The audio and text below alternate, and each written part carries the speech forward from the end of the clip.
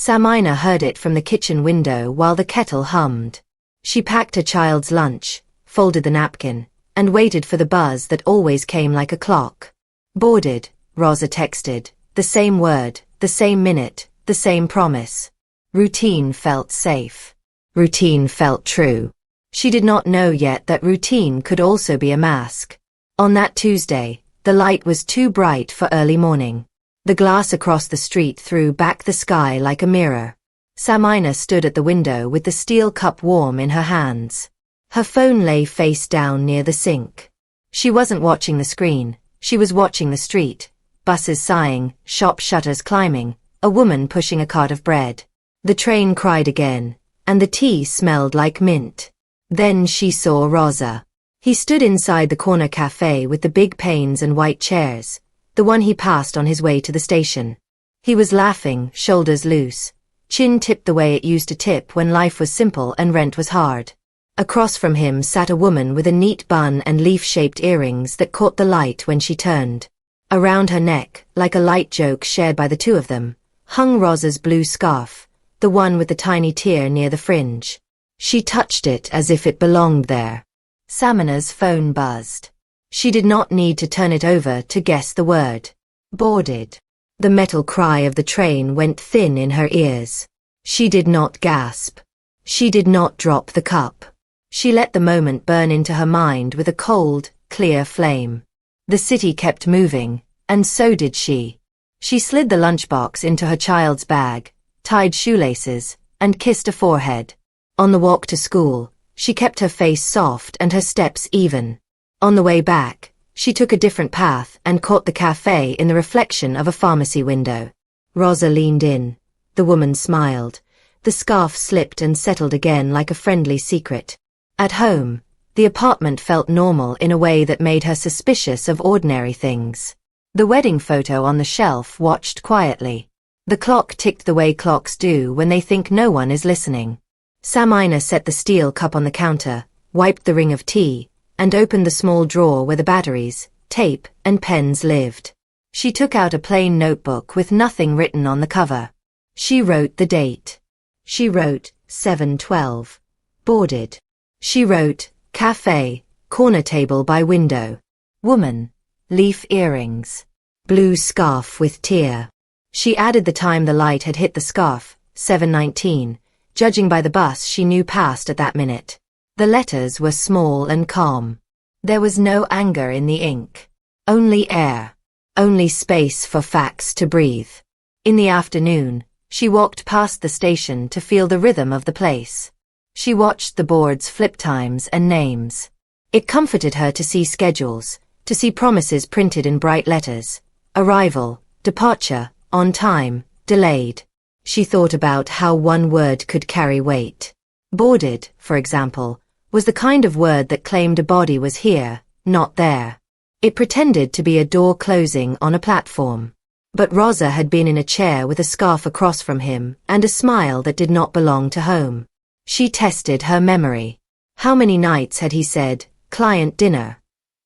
How many times had he come home late and congratulated himself for relationship building? She opened the bank app and scrolled the card statements, naming restaurants she had never visited. The amounts were not wild, but they were steady. Olive and Stone. Fern Lane. Citrus Table. She wrote the names in the notebook and left space beside each for later. When evening came, Rosa tasted the soup and said it needed more salt. He said the train had been crowded, the client had been tough, and the team was under pressure. He said he might have to travel next quarter if the audit went strict. Just office talk, nothing to worry about. He smiled too fast when he said it. Samina nodded and passed the salt. The clock ticked. The photo watched. The room held its breath. After dishes, she put the child to bed with a story about rivers finding the sea. When the apartment settled, she sat at the desk and quietly transferred the morning notes into a folder on her computer. She created a bland name for it, School Photos, so no one would care to open it. Inside, she placed a screenshot of the boarded message with its timestamp. She added a short video she had taken through the kitchen window of the 712 horn, the sound and light stamped by the phone. She created a small spreadsheet with 3 columns: time, place, evidence. Under evidence, she wrote things like reflection on glass, leaf earring glint, blue scarf fringe tear. It felt clinical. It felt safe. The next morning, she stood not at the window but near the bus stop across from the cafe. She pretended to read an ad while the glass gave her what she needed: angles, clocks, shadows. At 7:12, the phone buzzed in her bag. Boarded. In the cafe, Rosa's hands moved as he spoke. The woman lifted a paper cup with a name written across it in marker. Mira. The letters were tidy, the way certain people keep their desks tidy. Samina blinked once and filed the name away. She did not storm in. She did not make a scene. The truth wanted air, not noise. She let the morning pass like a train that does not stop at your platform. She walked home, opened the notebook, and wrote in a steady hand. She added one more line at the bottom of the page, small but hard as a nail. Routine is a mask. Time is a mirror. The metal cry came again the following day, and the next, and the next. Each time, Samina listened, noted, and stood very still while the mask slipped and the mirror cleared. Suspense did not live in shouts. It lived in seconds. It lived at 7:12, where words and windows could no longer agree. Samina decided to let time do the talking. Each day became a clean line she could draw and label. In the morning came the 7:12 message, boarded. And in the afternoon came the glass window truth. She did not argue with Rosa. She did not warn him or test him. She only watched, wrote, and matched. It was slow work, but slow work is strong. She chose a fixed routine that looked ordinary from the outside. After school drop-off, she walked past the station, paused near the bus stop ad, and studied the cafe through reflections so no one could say she was spying. The white chairs, the wall clock above the counter, the bill folder shaped like a little book. These small things helped her measure the hours. If the cafe clock showed 7:20 while her phone showed 7:12, she made a note. If the scarf thread flashed in the light, she made a note. If 2 spoons lay on one plate, she made a note. Her notebook grew neat and heavy. She kept her handwriting simple and square. She wrote the date on the left, then 3 short columns: time, place, evidence. Under evidence she wrote clean words. Reflection shows 2 cups. Blue scarf fringe tear visible. Leaf earring catches sun. Bill folder delivered 8:51 p.m. She never wrote betrayal, cheating, or hurt. She already knew those words. What she needed were facts. At home, she copied each day into a folder on her computer. School photos was the title. Inside it, she created subfolders named only by months: June, July, August, because months do not lie. She saved screenshots of the boarded texts with the full timestamp bar visible.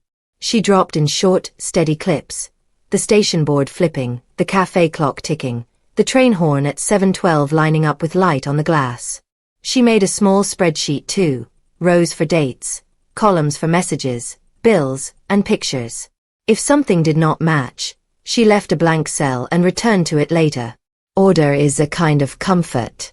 Soon the money trail joined the time trail. She opened the bank app and began to tag recurring restaurants: Olive and Stone, Fern Lane, Citrus Table. These names were soft, but the numbers were sharp. She searched the restaurants online to pull clear menu images and made a small comparison list. If the bill showed 2 desserts and a shared starter, she marked it. Client dinners rarely looked like that. The taxi receipts were next. She knew Rosa used them to claim late-night reimbursements. She checked the company's public policy page and highlighted a simple line: travel reimbursements must be tied to approved client meetings. Then she matched the taxi times to nights when Mira's building glowed in the background of a photo she had captured through the glass. She did not need to step inside a lobby to know where a ride began or ended. City lights leave their own notes. Days turned into a clear pattern. Boarded at 7:12. Presence in the cafe window minutes later. Dinners on Thursdays and some Tuesdays. Taxi rides that pointed to the same part of the map. Samina's fear began to shrink in front of this order. Truth, when arranged, takes up the space that fear used to hold. She decided to package it all, the way one would pack a careful gift. She printed each expense line that touched a restaurant or a ride. She clipped the menu pages and marked items that matched totals. She placed photos beside receipts and underlined the timestamps. She wrote a com label for each sleeve: June 14th, Olive and Stone, expense number 1842, 2 desserts, photo 2051, Rosa text 2107, client running late. She did not insult anyone in the labels. She did not accuse. She made the pages quiet so that the truth would be loud. When the binder reached 30 sleeves, she wrote a short table of contents and a one-page cover note. Enclosed are materials matching specific expense line items to external timestamps and images. I believe these conflict with company policy and request your review. She read the note twice, checking for any word that sounded angry. She replaced 2 adjectives with numbers. Numbers last longer. Then she wrote a simple email to the company's HR address. Subject: request for private conversation regarding expense policy. In the body, she wrote her name, her relation to an employee, and her wish to provide documents that might help the company uphold its own rules. She asked for a quiet meeting. She pressed send and felt the room settle, like a book closing after the last page. Outside, a scooter buzzed down the street. Life stayed ordinary, which was the strangest part.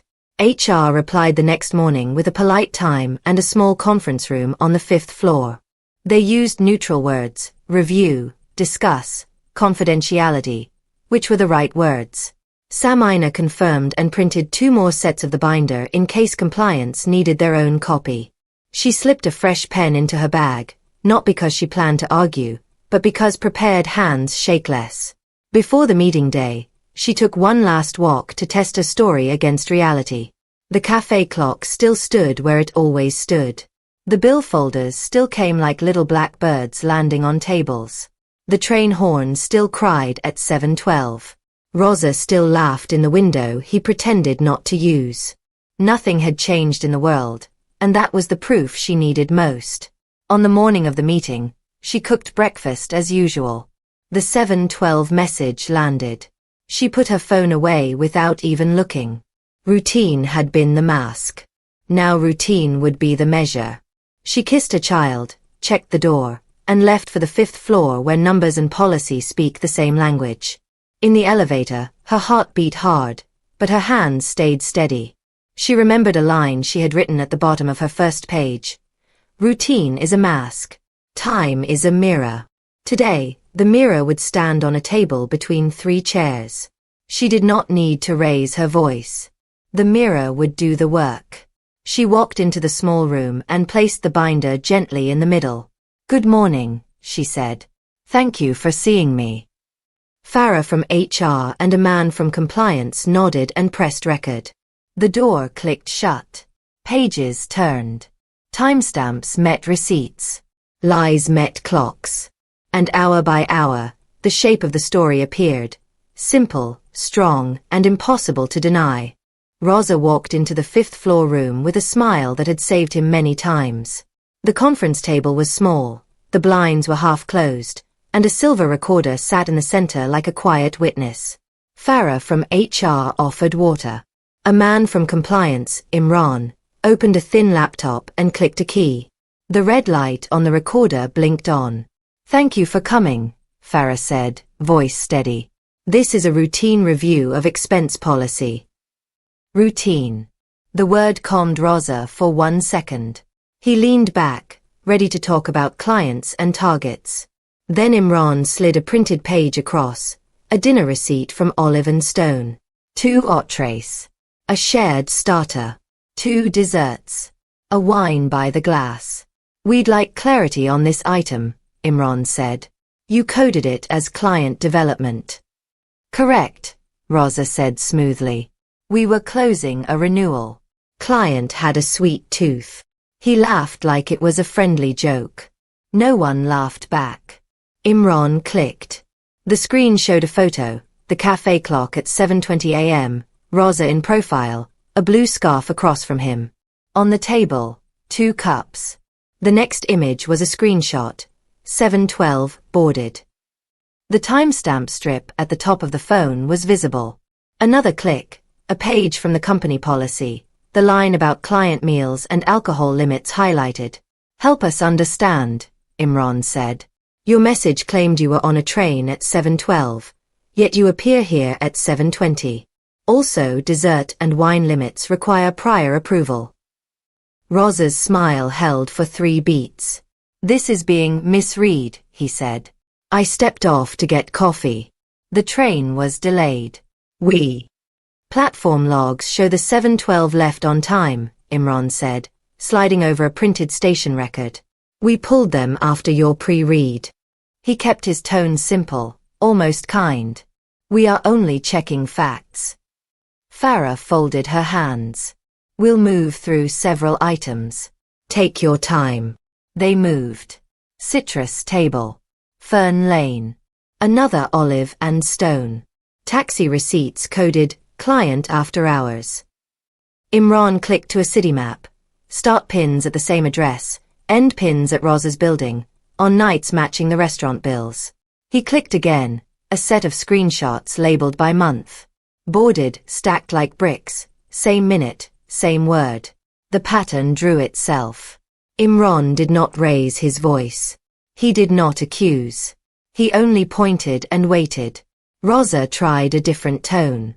Everyone in sales does this, he said. This is how the game works. If you target me, it's because... We are not discussing everyone, Farah said softly. We are discussing your items. Yours must meet policy. Then this is personal, Rosa snapped. Someone wants to. Imran looked at the binder spine. We received a package that matched expenses to public timestamps and images. The package did not ask for punishment. It asked for review. He tapped the policy line again. Please answer the questions. If there is context we're missing, now is the time. Charm ran out of road. Anger found a wall. Rosa tried pity next. My numbers have been strong. I've kept clients through a rough year. He rubbed his eyes, let his voice bend. If I lose this job, my family. Performance and policy are separate, Farah said. Strong numbers do not waive rules. She paused, then added, We'll complete this quickly. They opened a sleeve marked June 14th. Receipt, menu comparison, photo of the cafe clock, and a boarded screenshot with 7:12 clear as glass. The order aligned like steps. Imran asked about the wine. Client requested it, Rosa said. Name. He prefers privacy. Imran nodded and wrote, no client name. Another sleeve. Taxi at 2341 from the same street on 3 different dates. Client address. Imran asked. Rosa offered a shrug that pretended to be memory. Different places. Late. Hard to recall. Imran clicked the map again. The pins did not move. The room held a careful quiet, the kind made by people who respect paper. Farah finally closed her notebook. We're going to place you on suspension pending final review, she said. Your access will be paused. IT will collect your laptop and badge today. She slid a form forward. Please read and sign to acknowledge notice. Rosa stared at the paper like it was written in another alphabet. Suspension. He laughed, a thin sound. You're taking a binder over 12 years of service? We are taking documented policy over undocumented claims, Imran said. We will complete review within days. Rosa looked for an exit that wasn't there. This is my wife, he said finally. She's using you too. Farah's eyes were kind but lined with steel. We are not involved in your marriage. We are involved in your expenses. That is our job. He signed with a hard stroke that tore the edge of the paper. The pen left a small, angry dot. Imran powered down the laptop. The red light on the recorder went dark. The meeting ended exactly the way it had begun, with calm. Outside, the corridor smelled faintly of lemon cleaner. HR led him to IT. A technician asked for the laptop and badge. The gesture was practiced, not cruel.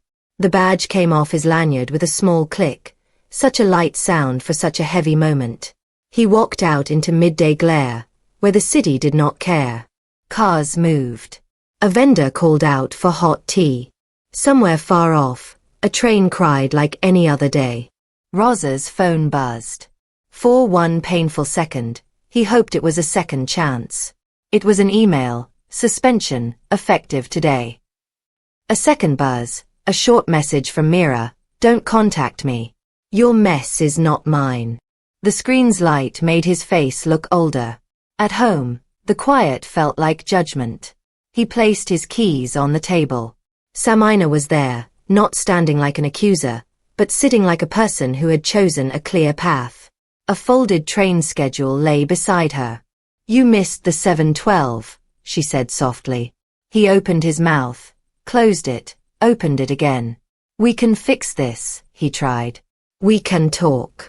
We will, she said, and slid a second envelope forward. With lawyers. With numbers. Not with noise. The apartment clock ticked the way clocks do when truth finally sits down. Rosa looked at the envelope and the schedule. Two simple things. Two precise kinds of time. He had never prepared for this kind of meeting. Not at work, not at home. The day had measured him, and the measure did not lie. The first morning after the papers were signed, the apartment sounded different. It was the same kettle, the same window, the same cup, but the air moved easier, as if a tight knot had loosened in the walls. Samina opened the curtains before the sun was fully awake and watched a pale stripe of light slide across the floorboards like a new road. She did not rush. She made tea. She put 2 slices of bread in the toaster and smiled when one popped early, as if even the toaster wanted to be free of waiting. Her child padded in, hair messy, eyes bright. They ate quietly, the kind of quiet that does not hurt. When the train cried at 7:12, the sound passed through the room without catching on anything. It did not pull at her chest. It did not ask questions. It was only a train. After school drop-off, she went to the paint shop with a small paper sample in her pocket, a blue that was not the color of any scarf, a blue closer to morning sky. The man behind the counter mixed it in a round machine that hummed like a low song. Back home, she shifted the couch, laid down tape, and lifted the lid on the can. The smell was sharp and clean. With the first stroke, the wall took the color as if it had been waiting for it. Painting is a slow, honest job. The roller moved up and down, and the old color disappeared one steady strip at a time. Sun pooled on her arm and warmed her shoulder. When she needed a break, she stood back and watched the wet surface catch the light in soft waves. She did not think about who used to hang their coat on the hook by the door. She thought about how rooms can learn new light when you let them. In the afternoon, she rolled out a simple rug she had bought. Warm gray, tight weave, easy to clean. She set a lamp on the table with a pull chain that clicked with a small, friendly sound. She reorganized a shelf. The wedding photo went into a box, not because she hated it, but because she needed space for a different picture of the future. In its place, she set a photo from the park. Her child, mid-laugh, a kite string bright against the sky. She cleaned the kitchen, not the angry way people clean when they are sad, but the calm way people clean when they want to breathe better. She washed the steel cup until it flashed. She wiped the counter until the light made a white path across it. She opened the window and let street sounds drift in. A vendor calling fruit prices, a child on a scooter, a dog shaking its collar. It felt like the city was speaking a language she could finally hear. Money lists came next. She sat with a notebook and wrote the new budget. Rent, groceries, school fund, bus pass, small savings. She crossed out the old maybe later beside a short online course she had wanted. Household budgeting and digital skills. She moved it to next month. Each line was a promise she could keep. It steadied her hands. At sunset, she took her child to the park and watched trains from the footbridge. They counted the windows and made up stories about the people behind them. A nurse going home, a student who forgot their book, a baker who wanted to sleep.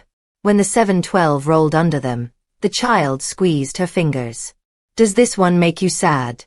the child asked. "No," she said. "This one makes me brave." The child nodded and leaned their head on her arm. The sky shifted from gold to soft gray, and the day turned the page. In the evening, a message came from the building guard. Rosa would collect a jacket he had left. Samina wrote back with a time and a simple note.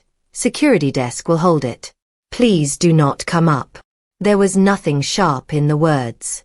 Only a line drawn with a ruler. When she got back to the apartment, she took the binder from the drawer, dates and receipts, and set it on the table. She opened it for one more look, not to rehearse hurt, but to be sure the past was settled. The pages were quiet now. The facts had done their work. She closed it and slid it deeper into the drawer. Some tools are for building bridges. Once you cross, you don't carry the tools everywhere. The lamp clicked on with its friendly pull. The new blue wall held the light in a soft halo. She brewed mint tea and sat on the rug with her child, a small puzzle between them. Piece by piece, the picture formed: a train under a clear sky, a station clock, a tiny bird. "We're fast," the child said.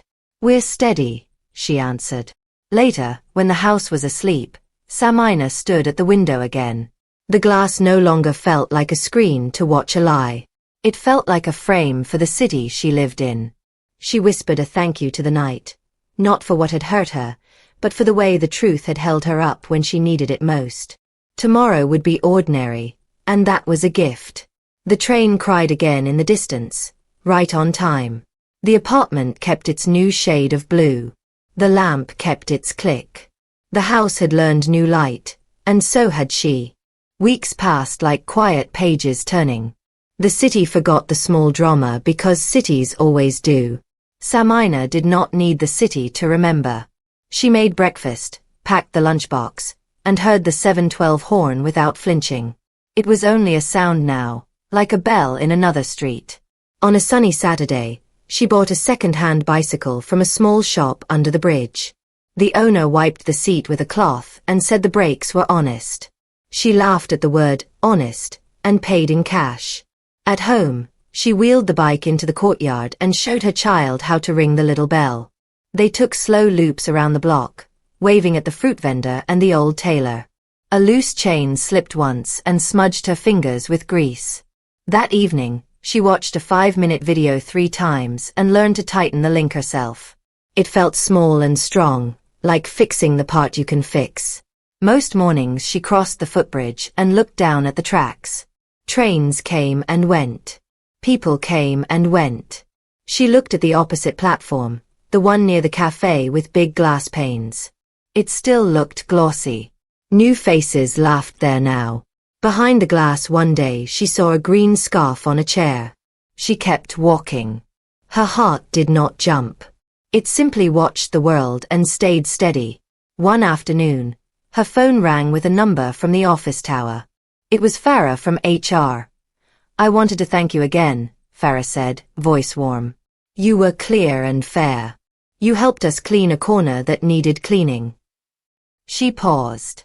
"If you ever need a reference for a course or a job, write me. Order is a rare skill." After the call, Samina wrote a single word on a yellow sticky note, "Order," and pinned it to the fridge. It was not a rule. It was a mirror. She smiled at the small square of paper and then opened her laptop. She enrolled in the budget and digital skills course she had pushed to next month. She set reminders on her phone for classes and quizzes. When the confirmation email arrived, she brewed mint tea and celebrated by herself, quietly, the way a person celebrates a seed before it becomes a plant. Later that week, a cousin sent a short message from Mira through a group chat. She says, "I did not know." Samina typed a reply and kept it to one line, "Now you do." No blame. No comfort. 2 people standing on different pavements with a clear road between them. At the market on Sunday, she learned the names of new sellers. The woman who sold fresh herbs taught her how to keep mint from wilting in the heat. Wet tissue, glass jar, corner of the fridge. The man at the grain stall showed her a cheaper rice that cooked soft if you soaked it longer. Small knowledge saved small coins, and small coins made a safe line in her notebook. She began to like this quiet math. In the evenings, she built a new routine with her child. After homework, they walked to the station board and read the schedules out loud. Every line is a promise, she said. Trains should try to keep them. People too. The child nodded with serious eyes and traced the times with one finger. They made a game. If a train was delayed, they guessed how many minutes and why. Rain, a dog on the tracks, a sleepy guard. They laughed at their own stories. The station guard started waving to them by the third week. Her phone stayed calm. Rosa sent one message about car insurance and one about a box of winter clothes. She answered with clear times and the same sentence each time. Security will hold the item. Please do not come up. He did not try to push. The line remained a line. On her desk, the binder slept in the drawer. She did not open it anymore. Truth had already done its work. It did not need to stand in the middle of the room. She used the drawer space for course notes instead, simple diagrams for savings, a checklist for monthly bills, a page titled Future Ideas. On that page she wrote 3 things: bicycle picnic, weekend library, and save for short trip by train. She underlined the last one and smiled at the idea of choosing a train because she wanted it, not because she was proving anything. Some nights the apartment felt almost new. The blue wall held evening light like a quiet lake. The lamp's pull chain clicked like a tiny heartbeat. The grey rug stayed neat even with puzzle pieces scattered across it. She started keeping a small bowl by the door for keys and coins, so mornings would not trip over lost things. It was a simple bowl, but it felt like a promise too. On a midweek afternoon, rain arrived without warning. She and her child took the bicycles out anyway and rode through the light drizzle, ringing the bells just to hear them sing. The road smelled like wet dust and jasmine from a neighbor's balcony. When the 712 cried in the distance, it sounded brave, not sad. She raised one hand and waved at nothing and everything. At night, when the city settled, she sometimes stood at the window and looked at the street across the tracks. For a long time it had felt like a stage where someone else performed. Now it looked like what it always was, a street, with doors and chairs and cups and clocks. She did not wish for anyone to stumble there. She only wished to keep her own steps clear on her side. The weeks kept moving. The sticky note on the fridge stayed put. Order. The word changed shape as days passed. It did not mean control. It meant care. It meant putting things where they belong. Facts in binders, keys in bowls, coins in jars, hope in the next morning. It meant teaching a child that promises are not heavy if you make only the ones you can carry. It meant that the loudest revenge was a life that worked. When the 712 horn lifted the air each morning, Samina heard it from a different place inside herself. Not as a warning. Not as a memory. Simply as a time that existed, a train that left on time, a sound that proved the world still ran. She poured tea, tied shoelaces, and smiled. There was a whole city waiting across the tracks, and now, finally, her own street was enough. The message arrived at 7:12 like a ghost that did not know it was gone. Boarded, Rosa wrote, out of habit, out of fear, or because his thumb still remembered the path on the screen. Samina looked at it without heat. The word no longer pierced. It landed on her phone and lay there, thin and quiet, like a leaf that had missed the season. Later that week, Rosa asked to meet, to talk like adults. She chose the public bench near the station where the wind kept words light and the noise of trains cut arguments into small pieces. She arrived 5 minutes early and sat where she could see both platforms. Across the tracks, the cafe windows were mirrors again, showing clouds and sky instead of secrets. Rosa came with careful steps and a face older than she remembered. He carried no flowers, no bags, only his phone and a folded paper that looked like a list. "Thank you for meeting," he said, standing for a moment as if waiting for permission to sit. She nodded to the empty space beside her. He sat, not too close. The 705 rolled in and sighed, doors opening like gentle jaws. People moved around them, backpacks, briefcases, a boy with a toy train in his hand. Rosa watched the crowd and tried a soft voice. "I'm sorry, Samina." The words were clean but light. "I know I broke everything." She listened. The bench felt firm under her. "You broke promises," she said, "and then you charged them to a company that trusted you." He swallowed. "I'm looking for work. It's hard with a mark." He did not say the word termination, but it sat between them like a third person. Samina kept her eyes on the platform clock. "Repay the company on time," she said. "Keep the plan you agreed to. That is the first work." He nodded, rubbed his hands together, and tried again. "I also wanted to ask, do you ever think about us?" He looked like a man at a closed counter, hoping the window might slide open. "I think about keeping promises," she answered. "That is all." The 712 horn sounded, clear, exact, right on time. Rosa flinched at the noise, as if the sound belonged to her now. He stared at the tracks. "That message today," he said quietly. "My thumb did it before my head could stop it." "Then stop it," she said. "Let the echo die." She turned her phone so he could see the screen. She tapped the chat thread, scrolled to the top where old good mornings lived, then to the long stretch of boarded. She did not scold. She did not sigh. "This line is finished." He watched her hand and seemed to understand that nothing explosive would happen here. No shouting, no public scene. Only small, exact words. "I can pick up our child from school twice a week," he offered, voice careful. "I'll send the schedule in advance." "Good," she said. "Send it by Sunday nights. Be on time." She paused. "If you say 3 o'clock, arrive at 2:55. He smiled for a second at the old joke between them, how she liked clocks. Then the smile fell. Jokes, like echoes, fade. "I will," he said. They sat in a pocket of ordinary silence. A woman asked the time. Rosa told her. A child dropped a coin that spun and settled. The cafe across the tracks glowed pale and empty. The world had moved on without asking either of them for permission. "Mira?" Samina asked, not from curiosity, but from tidiness, like checking the last item on a list. "Gone," Rosa said. "She said my trouble is my own." Samina nodded once. "That is correct." He looked at his folded paper and unfolded it. A small plan, job boards, interview times, the repayment timetable, a note to cancel a streaming account, a cheap data plan. It was not a rescue. It was a start.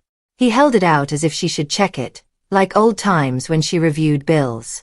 She did not take it. "That is yours to carry," she said gently. "Carry it well."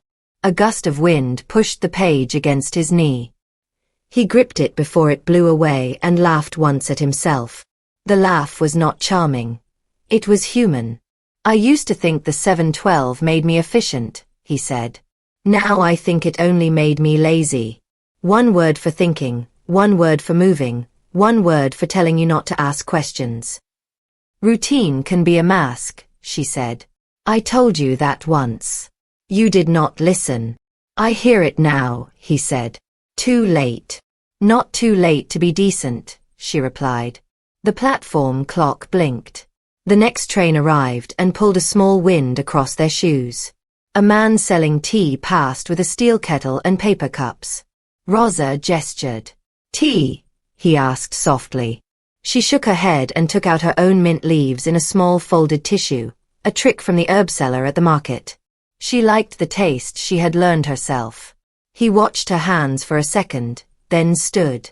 "I'll send the school schedule tonight," he said.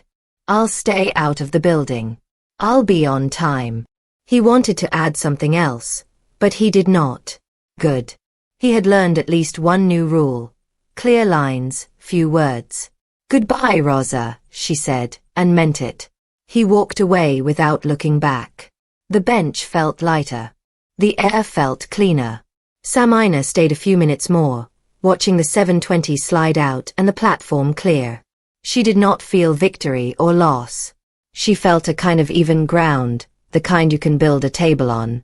On the way home, she passed the cafe and looked at the glass. The windows showed sky, not people.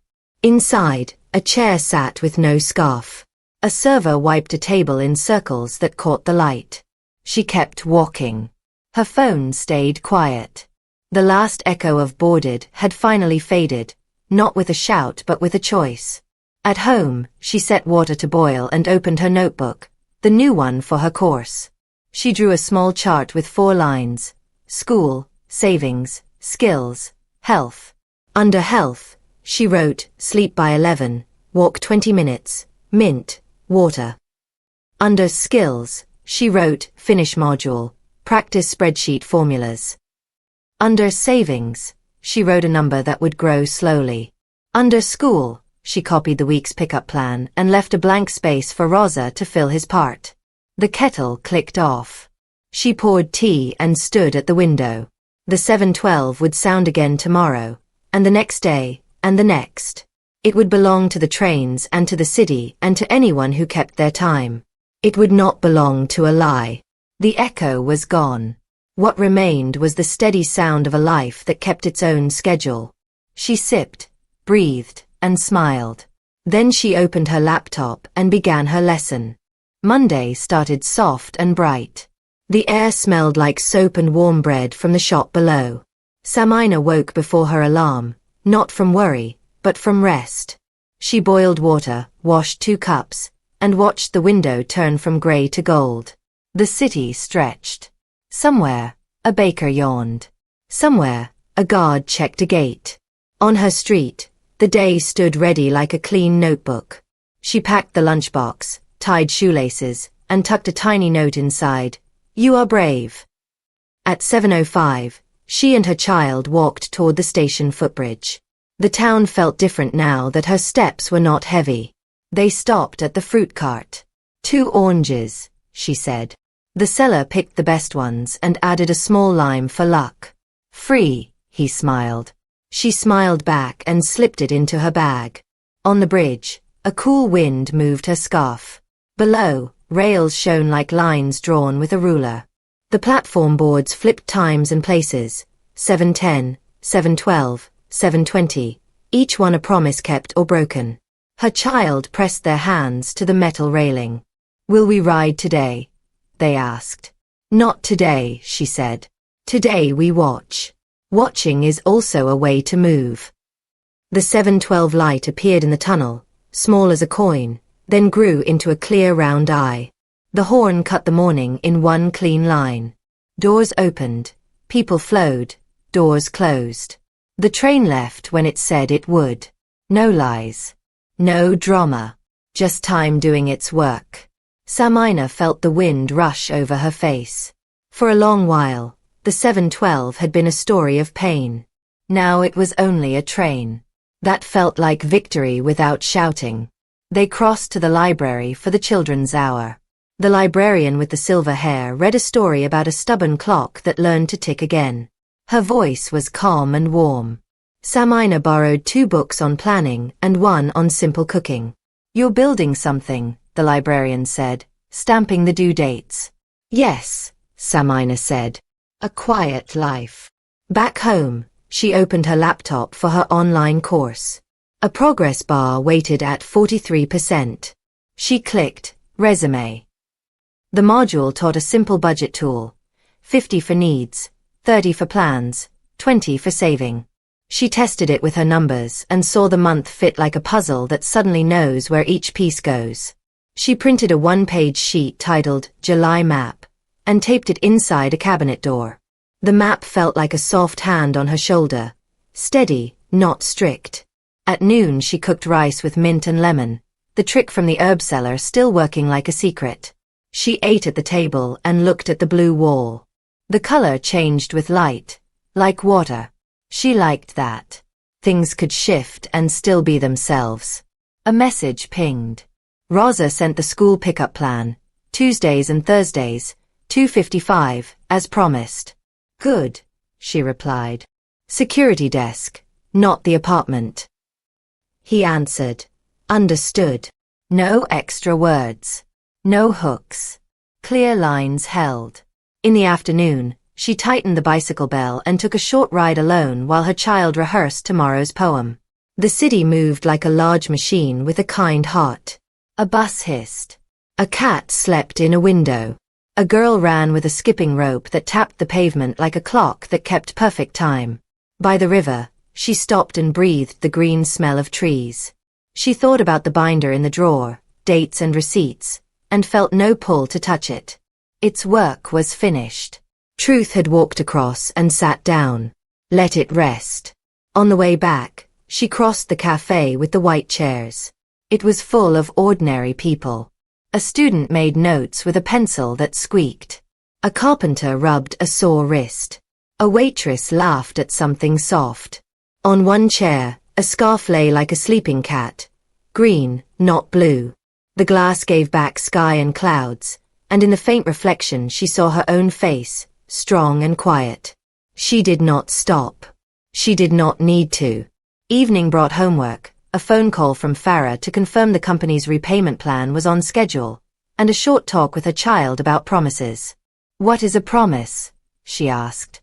A plan you keep, the child said proudly. They made 2 small promises together. Read 20 minutes after dinner and set out shoes by the door each night. They kept both before bedtime. Later, after dishes, she pulled the lamp chain. Click. Warm light. She wrote in her notebook. 7:12. On time. Course. 46%.